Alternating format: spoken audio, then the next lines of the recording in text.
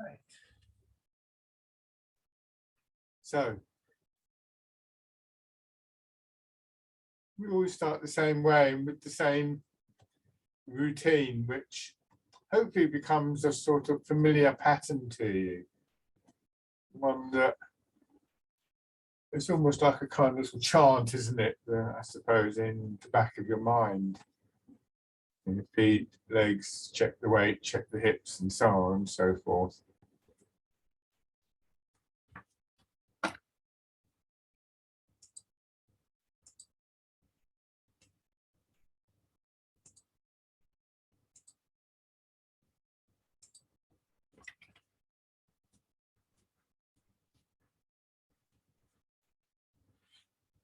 It's quite useful to have these little checklists. Just reminders, really. Things that you can refer back to outside of sessions, outside of your own practice. Remember, sometimes I say at the end of the session for Embrace Tiger, Return to Mountain, that you know, just think of one thing or two things that actually you might want to recall that need.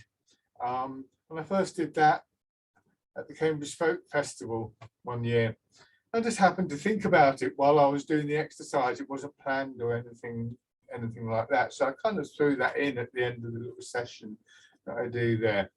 The next day, somebody came up to me, and he'd been fairly regular over the years in the session, commenting that it was really good. He was at the festival with his kids. He said it's a really nice festival, but inevitably at some point the kids get a bit on top of you.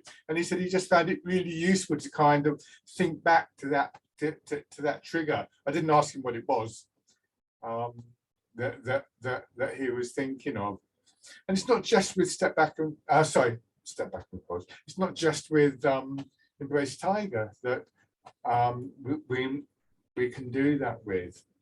So the qualities and feelings that we can begin to recall, the act of recalling them does actually suggest that maybe there's an alternative perspective on a given situation.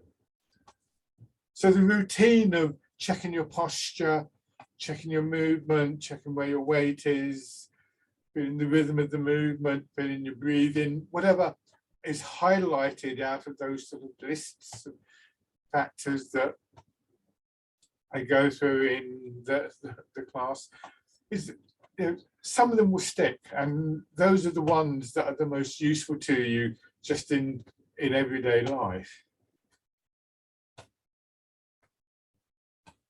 And of course, they're useful for the exercises and for the development of our Tai Chi and what we're getting from it. And also just making use of them in our daily lives feeds back into the practice, because we learn about the practical side of these arts, what can be done with them, what use they are beyond just sort of feeling good in a session and so on. So it's a useful exercise all around.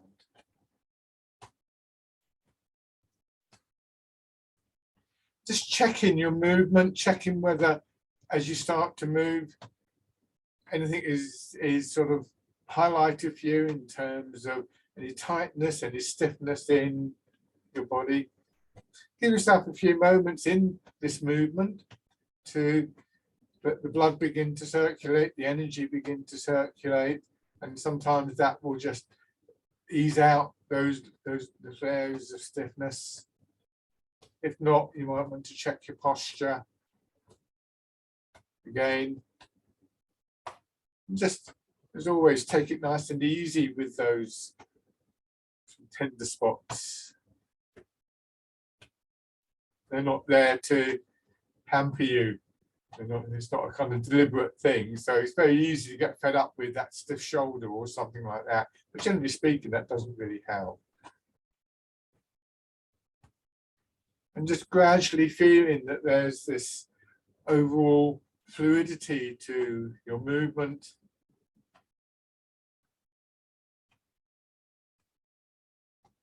The posture's comfortable and supportive.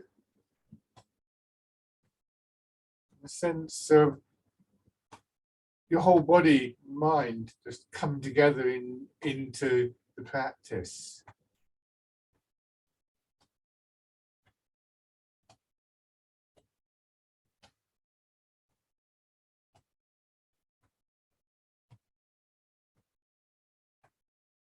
Raising your arms a little.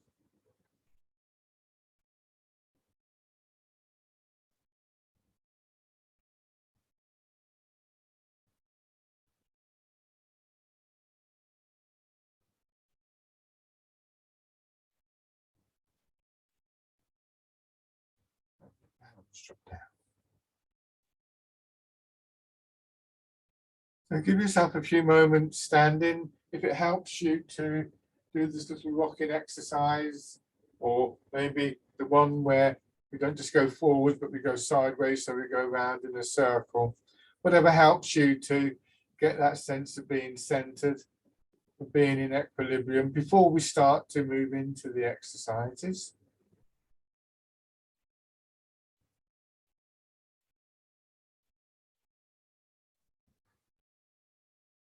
Just letting your hips drop back a little bit more, so you end up sort of hinging downwards on your knees, pushing up, sinking down, and pushing up, noticing the movement in your upper body as well as in your lower body.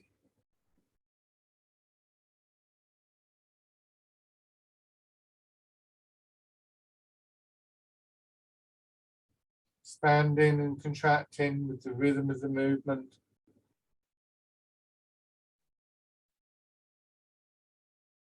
And then just drawing your hands underneath and letting the movement push your hands up. And then gently pressing down.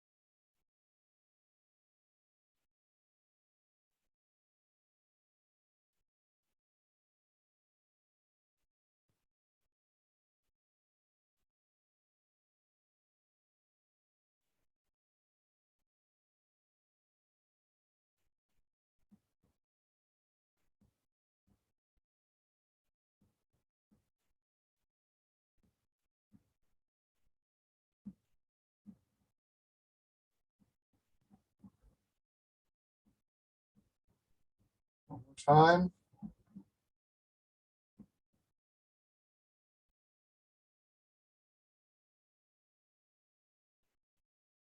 Change to the wild goose. Your hands staying slightly in front of your body, as you can see there, rather than pulled behind, which will tighten your chest and your back. And as you push up, the order of movement, you push up from your hips, and this is exaggerated, but your elbow gets pushed out, and then as it drops down, your wrist flexing, and then the elbow drops. So we get this sort of wave-like movement. That was very exaggerated, but that can be quite a useful way to revise the movement. So effectively, you should feel in a way that your upper arm between your elbow and your shoulder begins to push out slightly before your fingers. So we get that nice smooth feeling in upper body, especially out through arms and fingers. And it takes away some of the strain If you try and just lift your hand, then it'll make your arm more rigid. And it means that you're trying to sort of hoist up the weight of your arm almost from a distance. And then parting the clouds.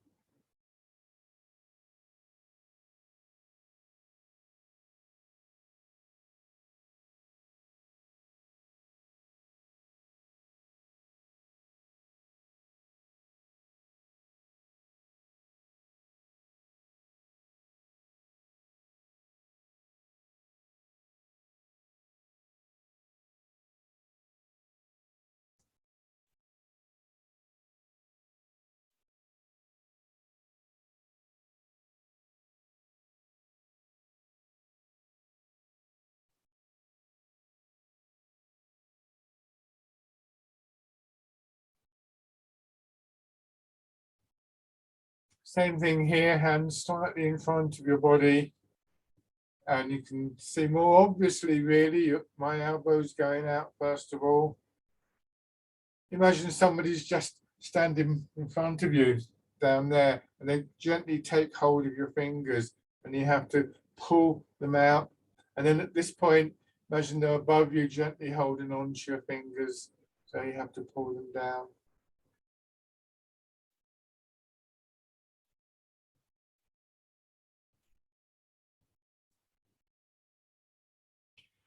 Do one more of these.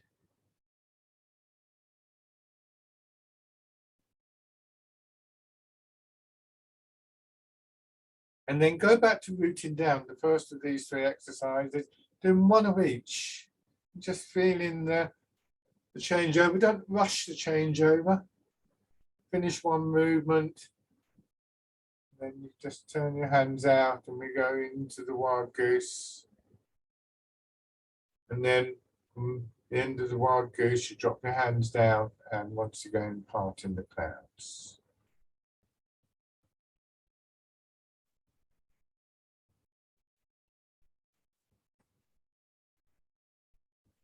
And back to rooting down.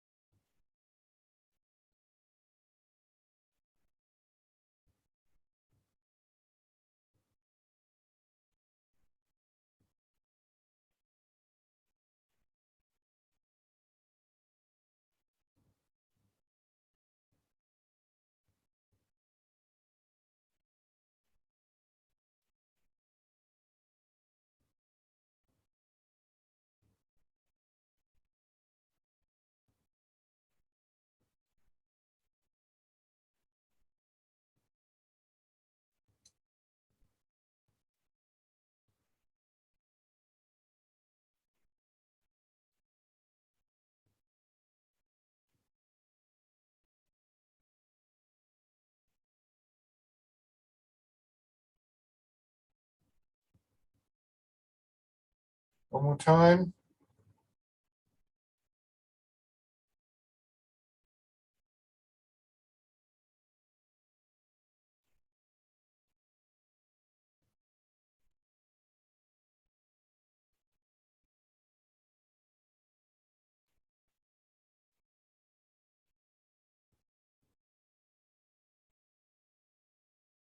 Now, dragon plucks the stars from the sky. At the start, at least, do this with that same push up and down in your hips so that you feel a very strong mechanical link. You know, your leg straightens a little bit, pushes your hip up, your hip pushes your shoulder up, the shoulder pulls on your arm, etc., etc. Once again, if I exaggerate, you notice my elbow. You can either stay doing it like that or try a little experiment of just gradually making that movement here smaller.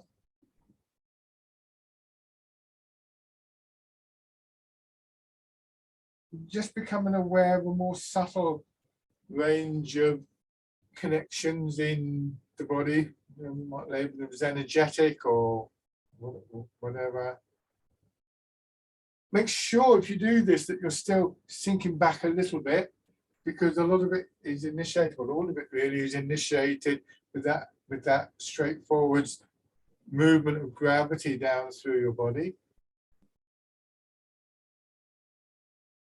And when you lose that sense of connection, when it seems to be, you've gone back to just flapping your arm around or something like that, then go back to the bigger movement and start all over again. It's not meant to be a kind of test, if you see what I mean. It's really just an opportunity to feel if you can begin to move from more subtle movements within your body. Your awareness of those movements is always going to be significant.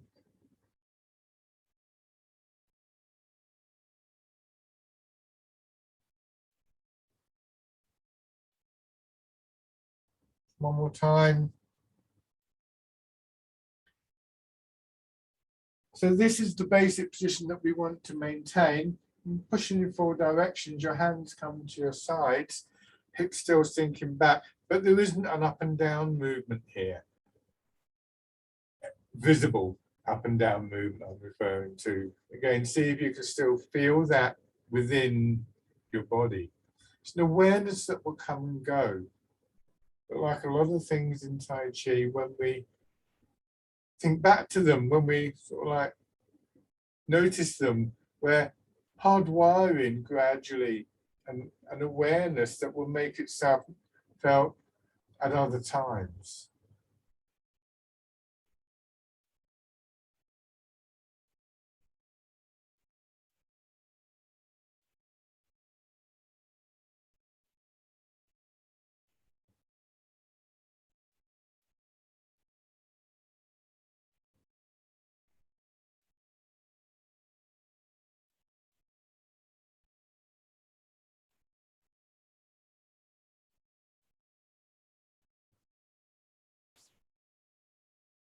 Again, just aware of areas of stiffness and tightness within your body.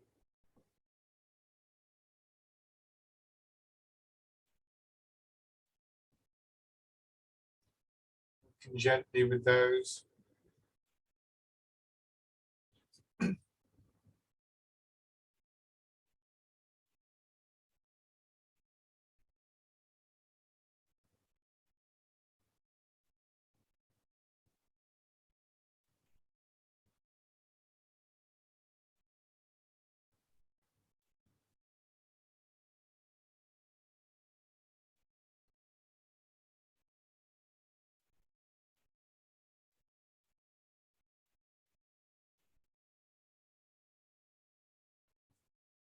One more round.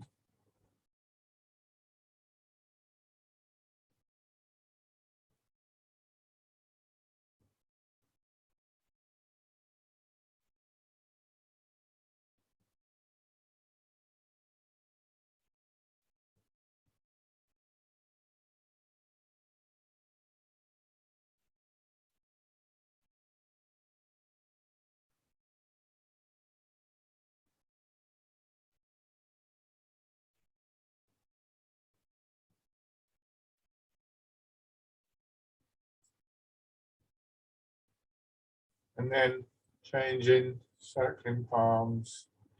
Now here,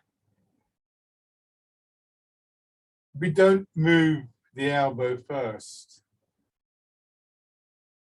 visibly, but you still want to feel that there's a push out, if you like, coming from the whole of your body, rather than feeling that you have to somehow strain to draw your hand up.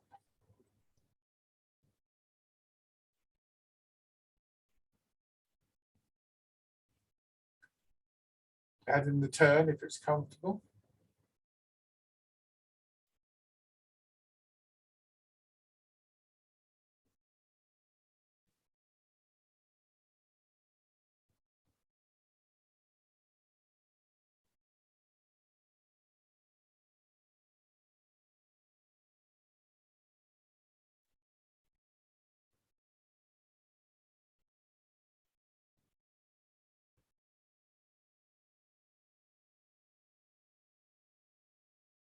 and then switching sides. So if with things like the wild goose and part in the clouds, you could start to become aware in a kind of macro way, in a big way, of that order of movement through your body, you know, the elbows drawn on your fingers and so on and so forth.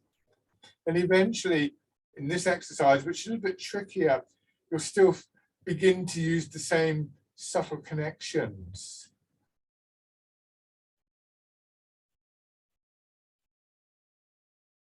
Add in the turn.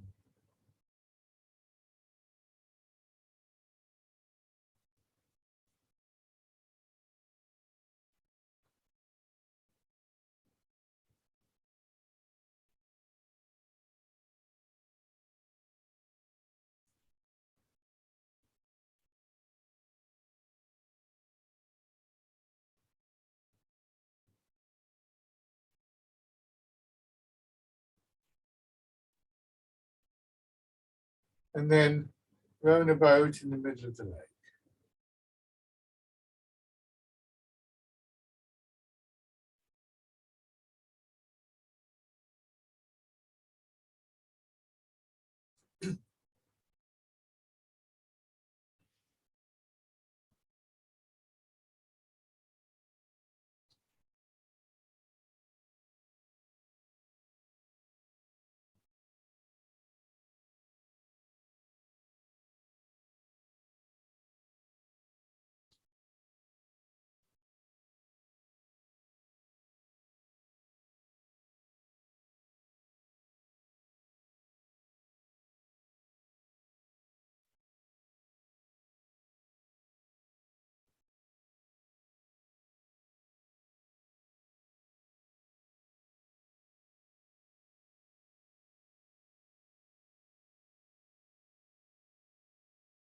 One more time.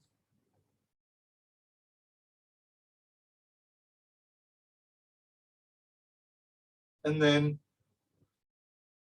polishing the table.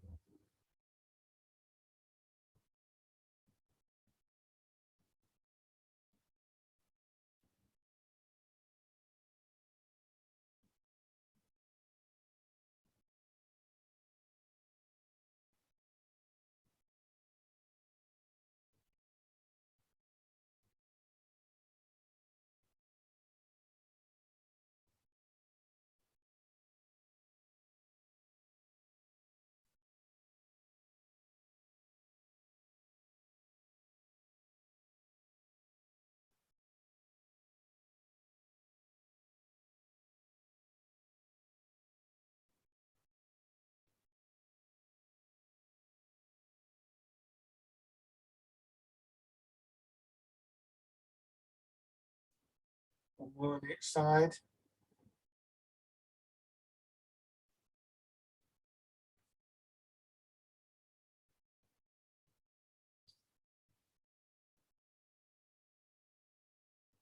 Good, and then just stand.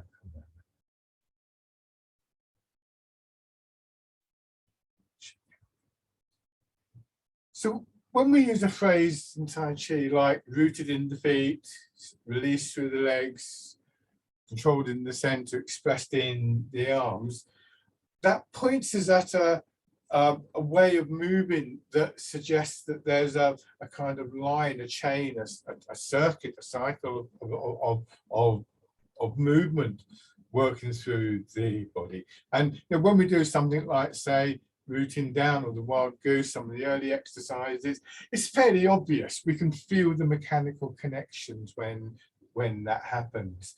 But as I said, you know, we say circling palms becomes a little bit more subtle. It's not always obvious that that is the root. But in the end, that's how we're trying to do every movement. So it's like a lot of things that we do when you're learning the basic principles of something, you kind of lay them out. I suppose, you know, a musician might learn chords or, you know, fingering exercises or something like that that illustrates certain basic ideas. When they come to play the tune, those ideas are put in use, but not in the way that we originally learned them.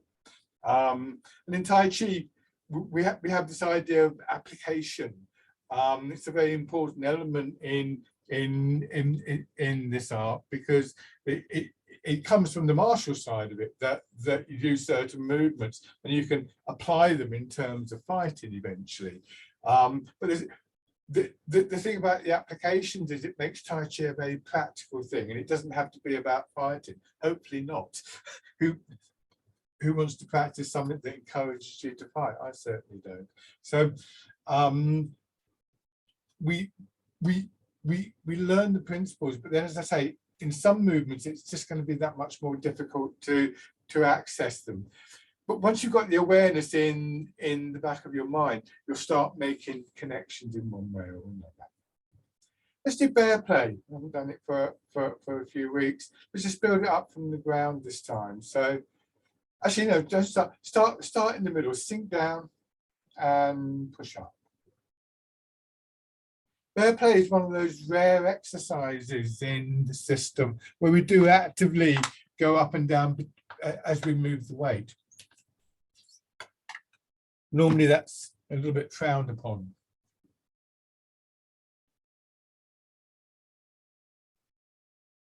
So then next time you come up, what you're going to do is you're going to turn. So turn to your left and move your weight into your right foot. It's almost like there was if there was a door there and you wanted to open the door with your shoulder from the side, it kind of pushes out a little bit. And then you push up on that right leg and you roll into your left and do the same thing.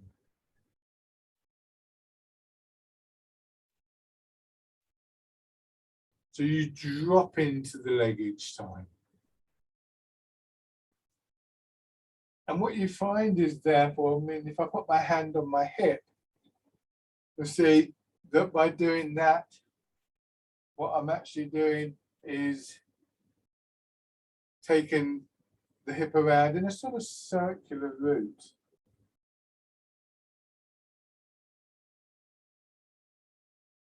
And we can begin to let the shoulders mirror that movement of the hip below them.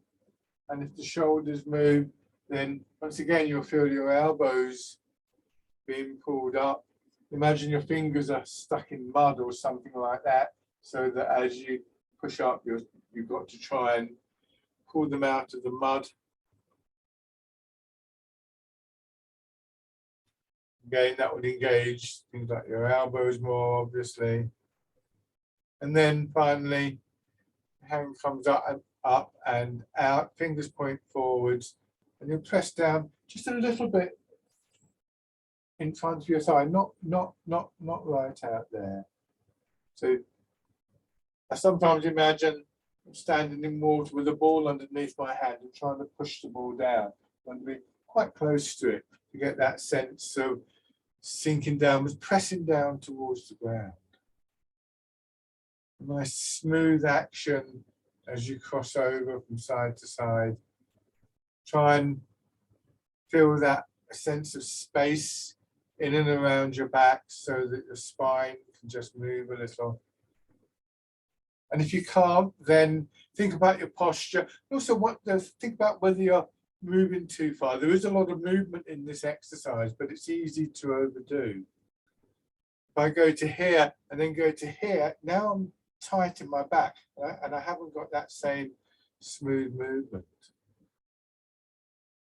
There's much better. So you're going to about 60% of your weight in each leg.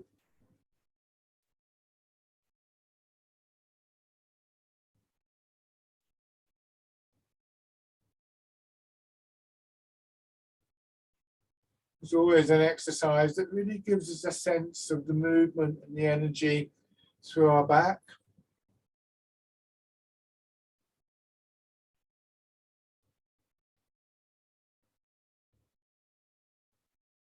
Also good for the shoulders because there is this nice sort of rolling movement.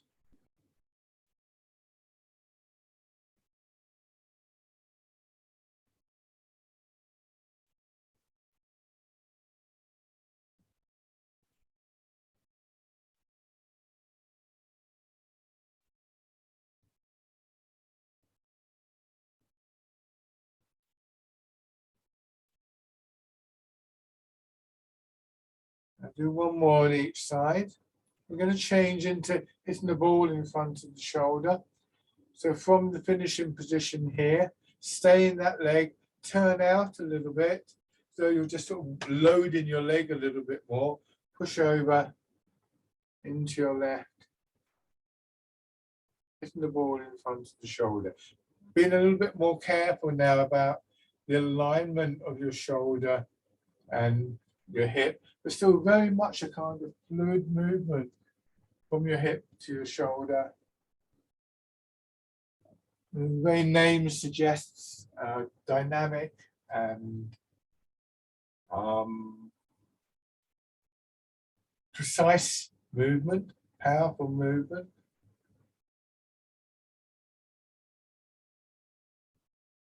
So we want that fluidity that we had all the way through our body in the last exercise, bear play.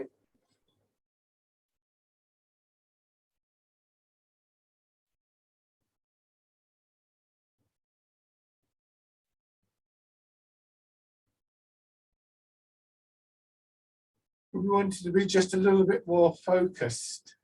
And that's quite a tricky maneuver, because if we try too hard, then we kind of kill the dynamic of the movement.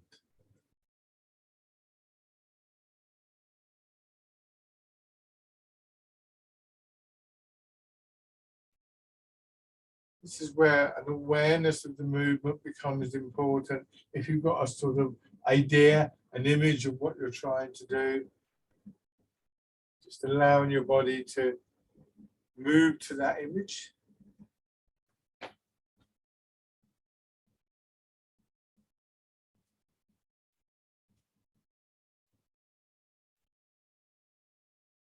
For some reason, I just had a notice saying that my internet connection was failing.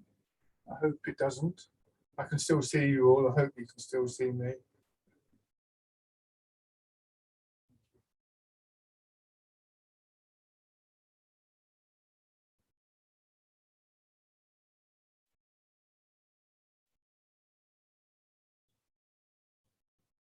So let's do one more of these on each side. And then we're going to change to cow gazes at the moon. So hands out a little bit, turn a little bit further, bring your hands a little bit higher.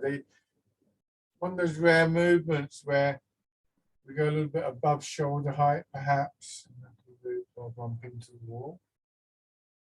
And maybe even a little bit further around. But be really careful of your back and your sides when you do this, and make sure that you're very much sinking more in that supporting leg, allowing your hips to come around.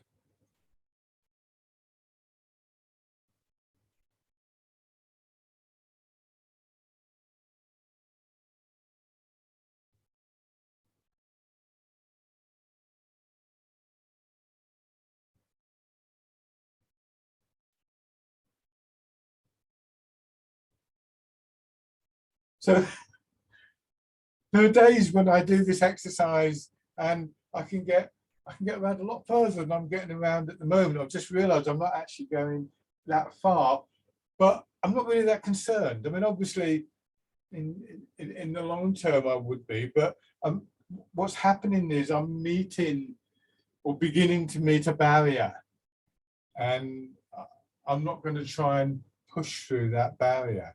It's just how things are working for me today.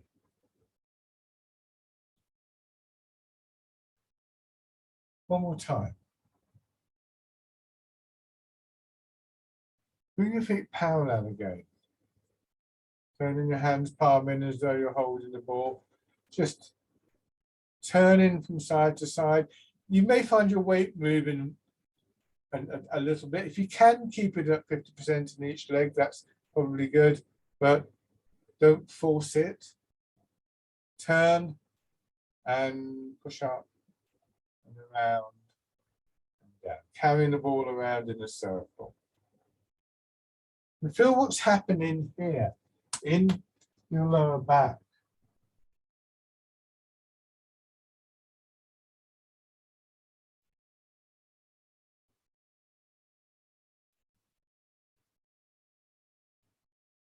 Now, I've talked about this before, about developing that more holistic impression of your body, not just thinking about the front, but aware of what's happening in hips and buttocks, in the spine, the back in general.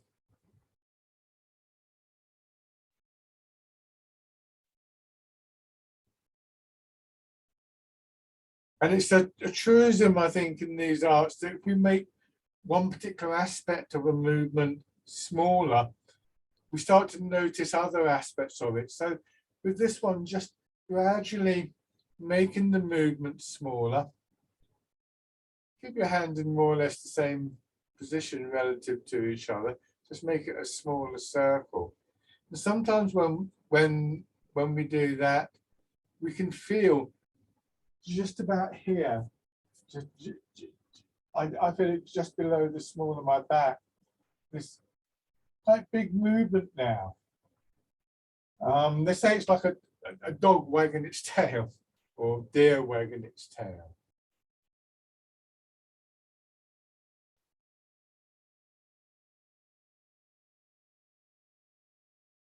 So because you're not moving the arms so far, you may notice other movements. Okay, now go back to the bigger movement, going in the other direction.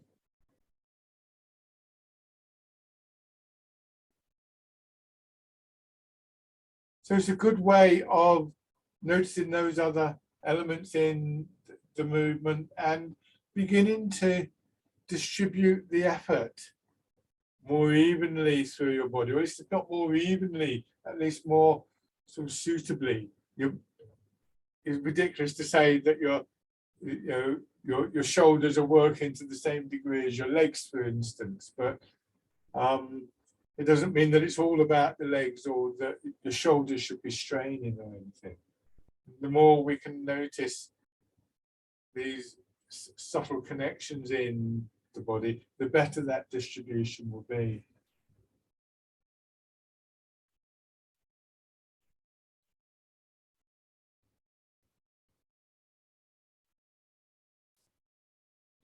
So once again, just letting the movement of your arms get smaller.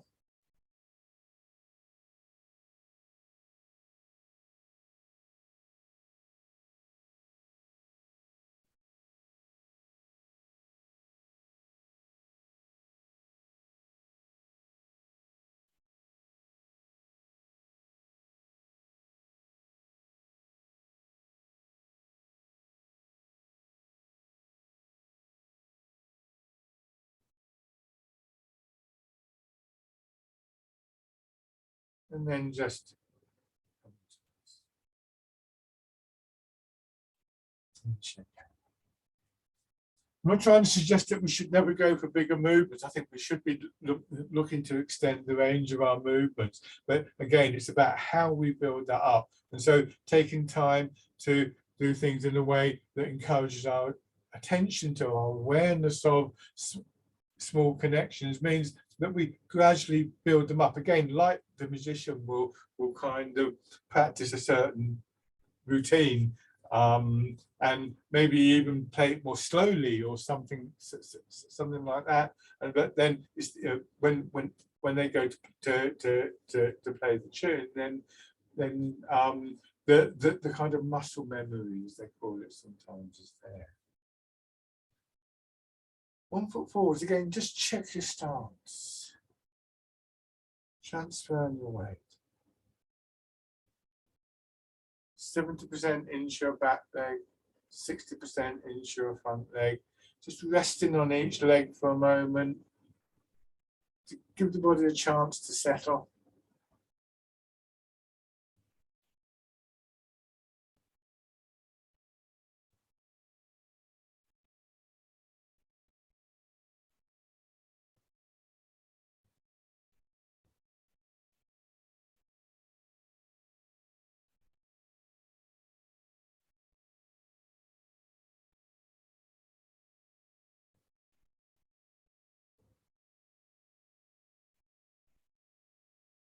Using your toes and your heel.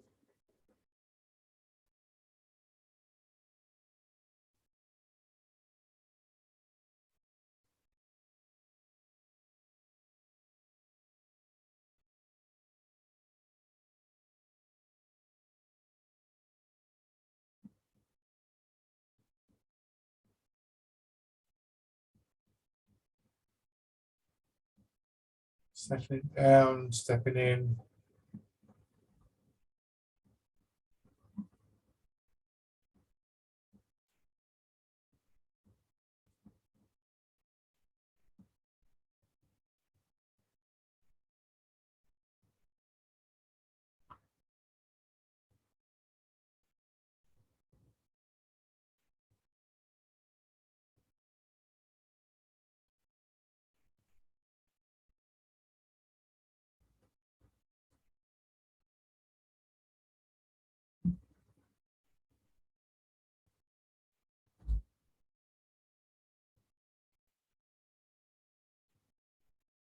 And then on the other side.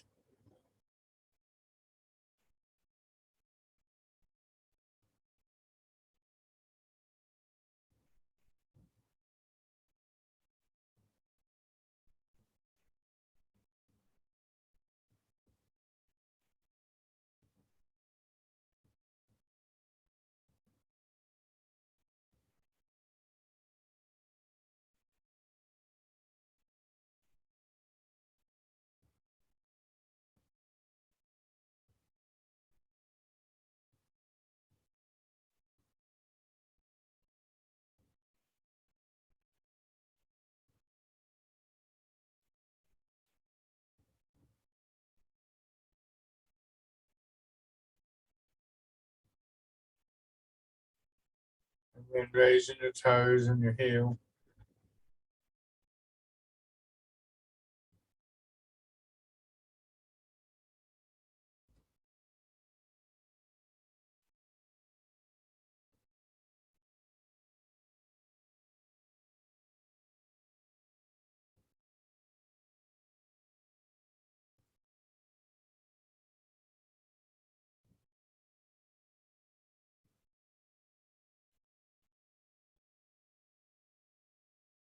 And then stepping in.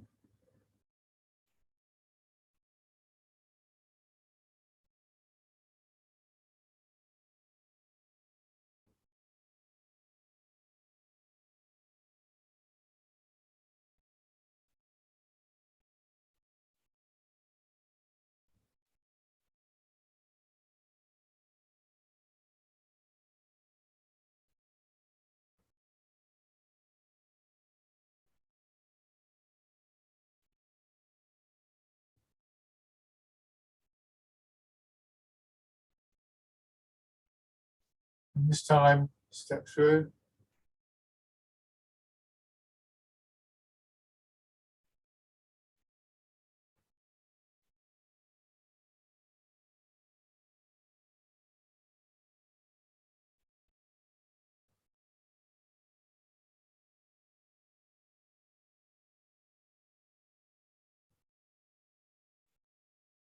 And change direction if you haven't done so already.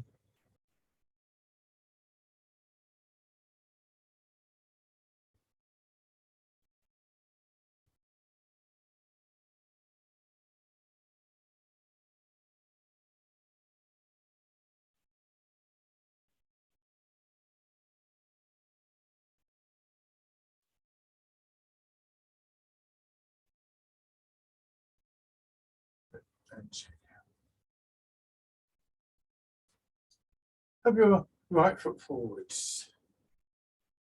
And yeah, earlier I mentioned about this process of going from one movement to another, changing the shape of the arms, but not interfering with the dynamic behind it.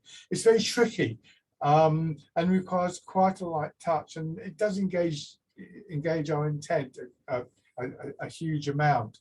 A good example of what I'm talking about is something like fisherman cast a net, going to double-handed push. I'm pushing a wave. So this is fisherman cast a net. It's very dynamic movement, but basically my arms are just swinging. And they go a little bit further as the momentum builds up, but there's quite a lot of energy there. And frankly, if somebody had hold of my hand there and I moved my weight back and they had my hand and then they let my hand drop, it would do this, which is pretty much what the exercise is doing. So there's a lot of energy there. And I've talked before about using the muscles in the chest and so on and so forth. There's all of that. The changeover from that to pushing away was a very interesting one, because basically all I really need to do is to bring my hands in a little bit so they're in front of my hips. As I sink back, I just again open the chest, it's exaggerated. And then when I go forwards, I close the chest and that pushes the hands forwards. And the very shape of the arm causes it to go up. So there isn't anything contrived in the changeover. I don't go from here to here, for instance, say my shoulders have come up, or this, or suddenly pull the arms right back, which loses the physical connection. It's just tweaking the shape. It's fine-tuning the movement. And obviously, again, you have to have a sense of what it is you're trying to do. But a lot of it is a mental switch. From your image of fisherman cast a net to your image of pushing a wave, offering instruction to your body. So start with your weight back and going forwards, right foot forwards, as I said, and fisherman cast a net.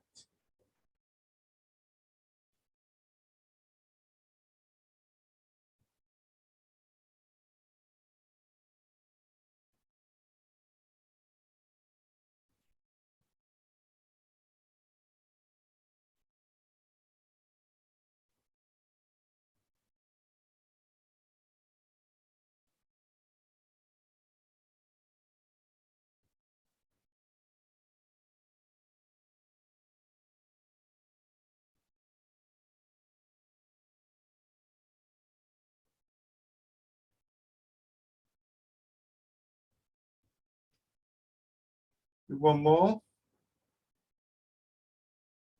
And this time, as I said, hands in front of your hips. Just let the elbows go out, feel the chest opening, set the hands up, and then move your weight and bring your elbows in. Even bringing the elbows in really is a closing of your chest and ribs. So what that means is that your arms are creating the shape. You're obviously using the strength of your arms, but you're not dominating the movement with the strength of your arms. It means that whatever you're trying to push, you're pushing with everything, basically.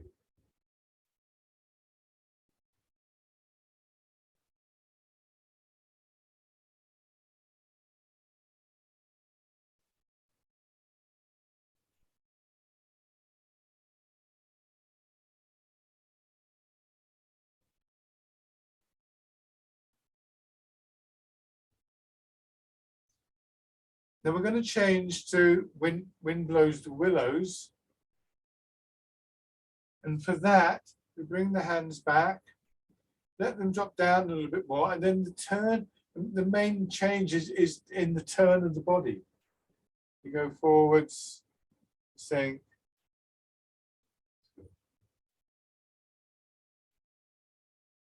so we become aware of small details that can radically change the external view of the movement that we're doing.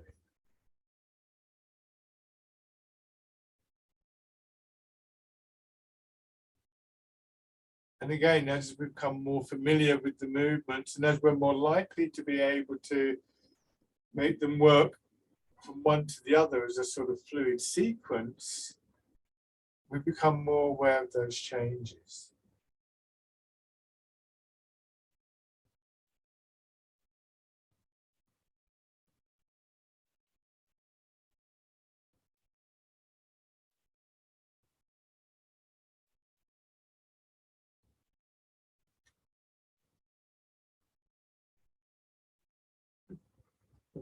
and then shake out.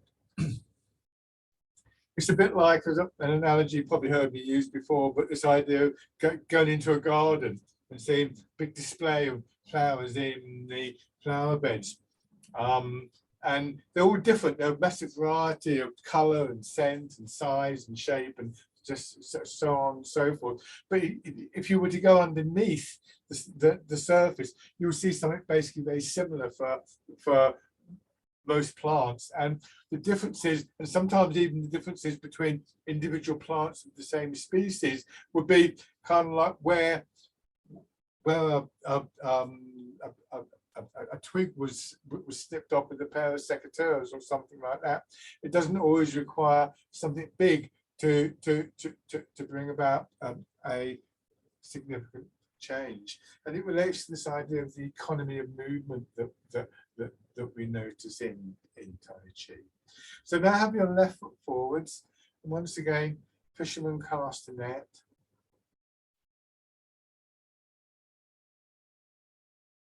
Again, a very simple exercise, and if we do it correctly, one that really helps us to embody these basic ideas.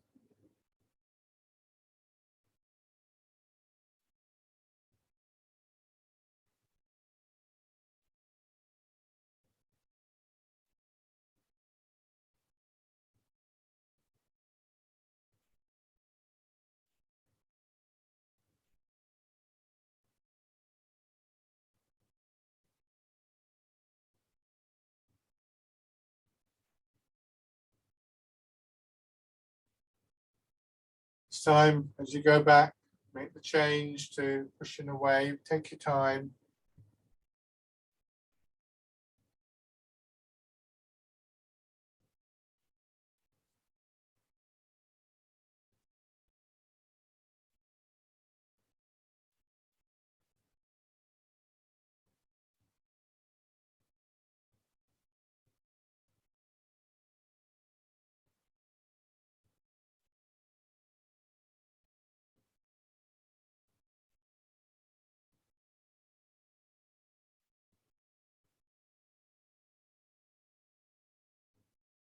And then make the change to wind blows the willows. You sink back, and as you turn, just feel your elbows being moved, and that once again drawing your fingers out.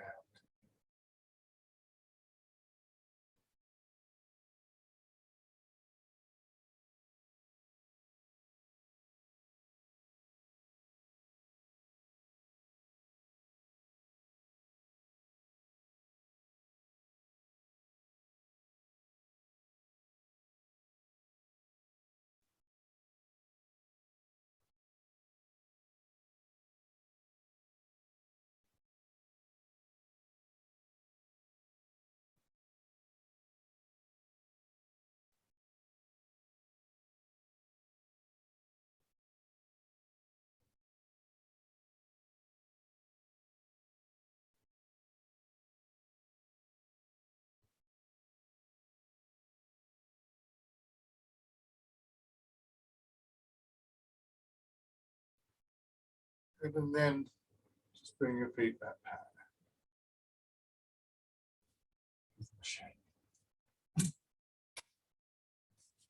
Open your hands together.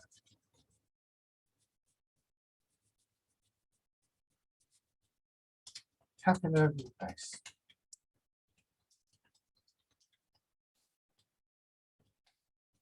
Your head and neck.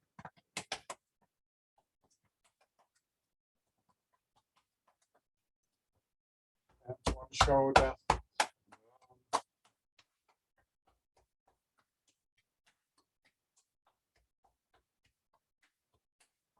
Side.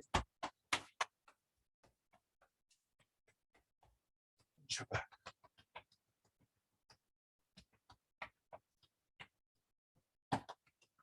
Your hips.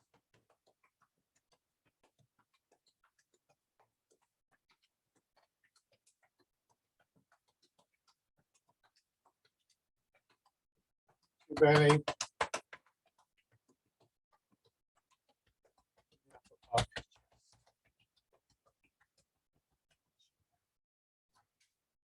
that awareness of very subtle movements and connection in the body overlaps with this sense of the energy flowing.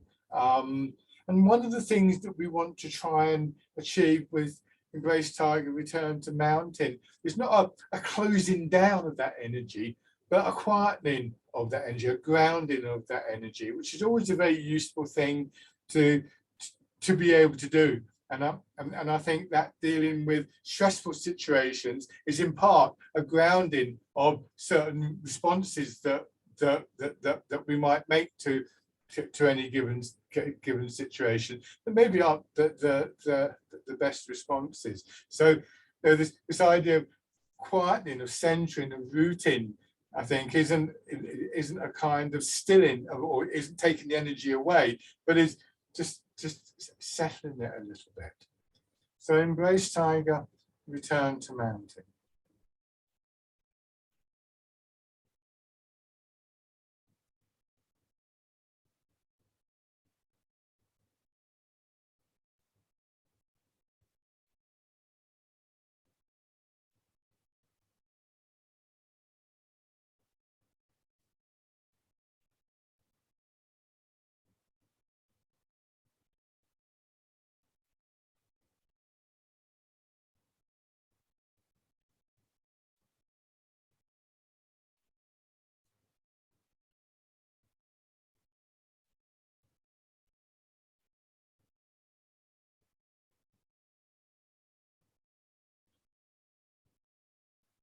One more time.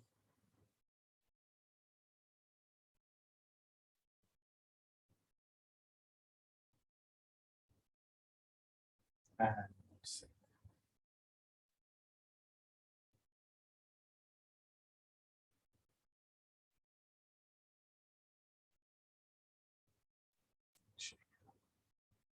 fantastic. Thank you very much, everybody, once again. Just pause the recording.